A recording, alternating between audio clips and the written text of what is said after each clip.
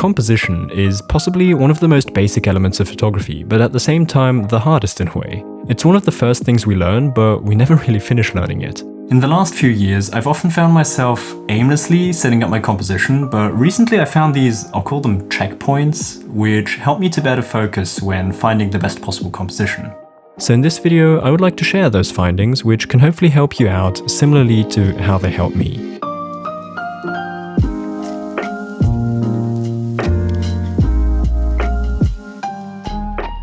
What composition is basically all about is the decision of where in your frame to place the object or subject you are photographing and how the position stands in relation to everything else that is visible in frame. Let's look at some examples upon which I can further elaborate. This photograph here by Franco Fontana definitely isn't a random snapshot of the field with that tree in it. He clearly decided where in frame to place the tree and also how it should work together with the other elements, in this case the fields. By changing the angle from where he captures the tree, he can change the background. When looking at this photo, I'm sure that he purposely had the tree inside the green of the field behind, instead of having the line of the two fields cross right through the tree. And he surely carefully decided how far or close to the tree he wants to position himself to determine how much of the background is still in frame. Let's look at this other example here by Michael Kenner. This photograph shows a snowy hill, I believe, with a fence going up and across it. Surely he had to decide where to place the horizon and also how close or far from the fence he wants to be, because that will determine its beginning and ending spot. Again, definitely not a snapshot. I think this is one of the many aspects of photography that make it so beautiful and eye-pleasing. So naturally, every photographer is always looking for the best possible composition, which is easier said than done. Therefore, I have these checkpoints, so let's go over these. The first checkpoint is quite obvious: find your subject. This normally comes quite naturally, I guess. As soon as you see something interesting, you're probably already thinking about a way to photograph it. The second checkpoint then is to find its position. I think this one sounds simpler than it actually is because there are so many possibilities. You can kind of think of it in axes. Where should your subject be on the x-axis, on the y-axis and the z-axis? So that means moving the camera or yourself left, right, up, down, forwards or backwards. There are so many different places where you can place your subject. I usually stay quite classic and just go with the rule of thirds.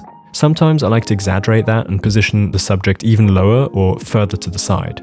Moving forwards or backwards will define the size of your subject. Lately, I've been enjoying to make the subject rather small in my photography, but this of course is all about my personal taste.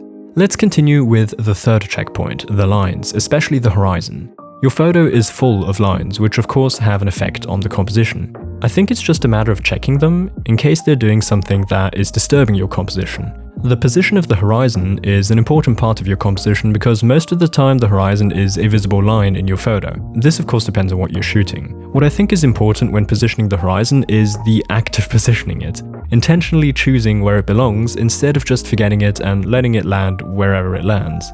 An easy guideline is, again, the rule of thirds, although I don't really like the rule of thirds so much when positioning my horizon. I often position my horizon below the rule of thirds because I like it there. But of course I do often enough simply revert to the good old rule of thirds. Let's move on to the fourth checkpoint I found to be quite useful. Check the edges.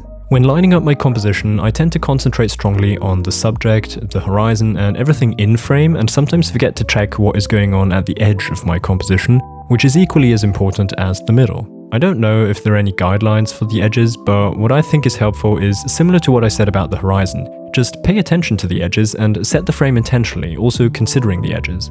I usually try to avoid cutting things off which could either be entirely in or out of frame. Apart from that, just check whether you find the edges of the composition pleasing or not. Lastly, let's get to the fifth checkpoint. Identify the visible elements in your frame and balance them. To explain this point, let's take a look at this photo from a recent photography session. After checking all the previous points, you can try to identify the various elements of your photo and make minor changes to balance everything out. This is more of an intuition thing, but maybe if I break it down in this example, you understand what I mean. The elements I see here are the sky, the field in the foreground, the field in the back, the trees on the horizon, the tree on the left, that tree that is in the middle of the photo's left half, the bushes in the middle, the forest to the right, and lastly, me running through the field. These elements have different weights. I can't really explain it otherwise, it's just a feeling. I feel like the forest to the right is heavier than the tree on the left, but the field at the back goes up on the left, which counterbalances the forest for me. I think in this example, I paid a lot of attention to this because I was planning on this middle focused composition with me running through the middle of the frame. Of course, in different types of photography, such as street photography, you pretty much don't stand a chance to check such details like this, but when in a slower environment like I was here, I think it's quite fun to put this extra amount of thought into the composition. Something to keep in mind is that you can always reframe a little by cropping. This photo is originally a 3x2, and as you can see, the original has this forest on the left, which I think looks really heavy. So of course, when shooting, I should have panned to the right, but that sadly didn't work due to various reasons. I tried out all sorts of different ways of framing this scene, and in the end, this is what I photographed, which I could luckily improve by cropping in post-production to exclude those trees and end up with a much more balanced composition in my opinion. Do you get me with this? I'm really unsure if you can relate to what I'm feeling here, but as said, it's nothing that really follows any rules, it's just a feeling when looking at the different elements in the photo. And also consider that the composition doesn't have to be balanced. There is also beauty in imbalance. Here's an example photograph from another recent session which I think is quite obviously not balanced, but that was the point here. I think these 5 checkpoints more or less summarize my thought process when taking my time to compose. But please don't take this too literally, I don't go out with a paper checklist for each photograph. These are just some points I always try to keep in the back of my head so that when composing I don't forget to do stuff such as checking the edges. As usual, I'm sure that there must be something that I didn't think of that you might view as really important or helpful when composing. So if you have anything to add, please leave a comment for me and the community to read. That's it for this week. I hope you could follow my thoughts here and take something away from the video.